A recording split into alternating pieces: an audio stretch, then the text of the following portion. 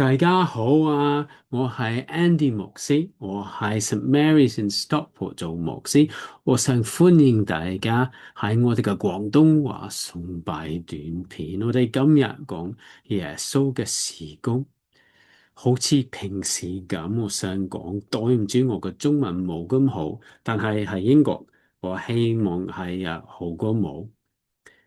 喺我哋嘅廣東話崇拜入面，我哋會用8個部分去學習新約嘅故事，真係好簡要嘅故事，真係好重要嘅故事。上個禮拜我哋學到耶穌嘅出生俾我哋睇，神係信實嘅，耶穌係我哋嘅教主，同埋耶穌嘅出生俾我哋睇，神係點樣嘅。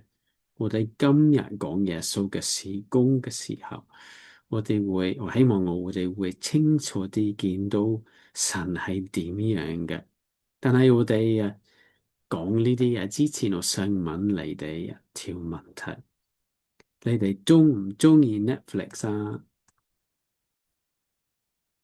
我好中意 Netflix，但係我覺得大家時間好少，冇可能睇晒 Netflix 所有嘅節目，所以 Netflix 會俾每段片3個字嘅簡介 （3 word summary）。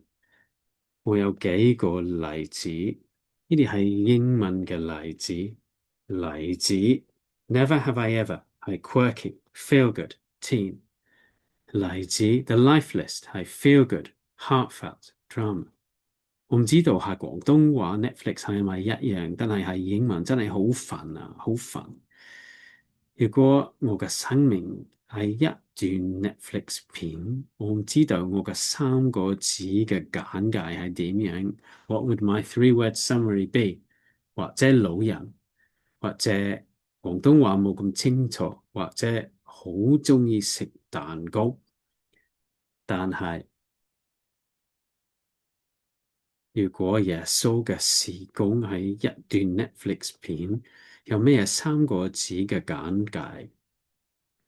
喺我哋嘅廣東話崇拜裏面，我哋聽咗馬太福音第4章第23至25節。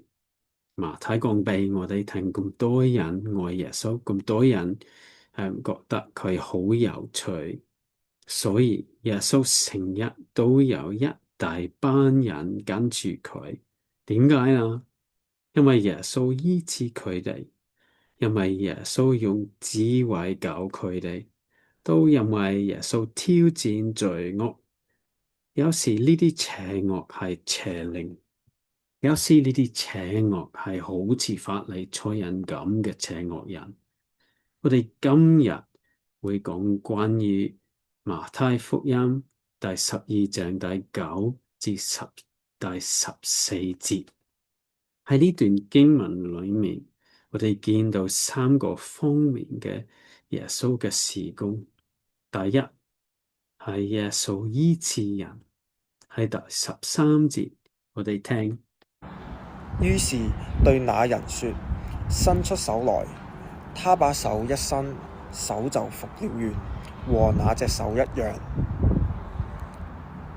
法利賽人出去商議怎樣可以除滅耶穌。呢個手萎縮嘅人完全受醫治，感謝主啊！真係好奇妙嘅神蹟啊！第二，喺呢個故事裏面，耶穌講得好智慧嘅。我哋法利賽人問佢一條好困難嘅問題，咁樣啊？那裏有一個人枯乾了一隻手，有人問耶穌說：安息日治病可以不可以？意思是要控告他。耶穌說：你們中間誰有一隻羊，當安息日掉在坑裏，不把它抓住拉上來呢？人比羊何等貴重呢？所以在安息日做善事是可以的。呢啲法利賽人覺得醫治係做嘢，係一個工作，係摩西嘅律法裏面佢哋嘅意思係一定唔可以喺安息日嘅時候做嘢。耶穌嘅答案係好智慧嘅，佢講喺安息日嘅時候，如果你隻羊有危險，你應該點樣做啊？你一定會幫呢隻羊，一定會救呢隻羊，一定會拯救呢隻羊。點解啦？因為呢隻羊好寶貴，所以耶穌點解醫治咗呢個人？因為一個人寶貴過一隻羊好多。耶穌明白摩西律法好過嗰啲法利賽人好多，佢明白安息日一定要幫人，安息日嘅目標係幫人，所以如果你需要安息日嘅時人做嘢，一定應該做。第三，嗰啲法利賽人係好有邪惡、好有罪嘅人。佢哋覺得呢個人嘅生命冇咁緊要，繼續有病唔緊要。佢哋唔愛呢個人，佢哋嘅目標係俾人睇耶穌唔係基督。結果呢個人受醫治之後，喺第14節，佢哋決定過殺耶穌。法利賽人出去商議怎樣可以除滅耶穌。佢哋傾過偈，點樣殺耶穌？所以喺呢個故事裏面，我哋見到耶穌挑戰罪惡。下個禮拜，Louis 會講耶穌被釘十字架嗰陣時，嗰陣故事有一樣嘅封面，以前耶穌復活過。即係好似佢理解自己智慧，喺哥林多前書第一章第13至14節，我哋學到：我們卻是傳被釘十字架的基督，這對猶太人是絆腳石，對外邦人是愚拙，但對那蒙召的，無論是猶太人、希臘人，基督總是上帝的大能，上帝的智慧。即係好似耶穌嘅死亡係智慧嘅，因為幫我哋，因為耶穌用佢嘅死亡救我哋，拯救我哋，挑戰罪惡，邪惡嘅人殺咗耶穌，但係佢復活過之後，佢滅亡咗死亡，感謝主啊！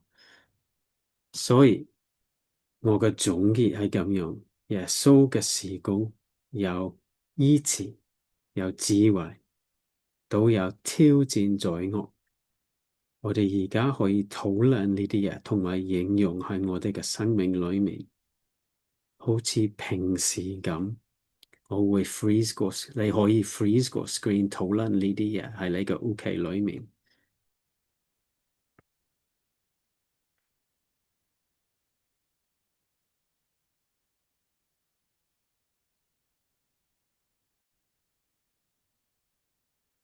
我想再一次總結，喺耶穌嘅事工裏面有3個方面。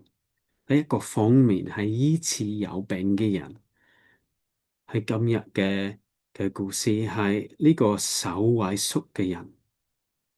第二個方面係充滿智慧嘅教導，好似喺今日段經文裏面講俾嗰啲法利賽人聽，一個人係寶貴過一隻羊好多，所以你可以安息日嘅時候醫治一個人，挑戰罪惡，好似講俾嗰啲法利賽人聽，佢哋唔明白摩西律法，所以我想為大家祈禱。主耶穌，我哋求你，你會做你自己奇妙嘅工作喺我哋嘅生命裏面。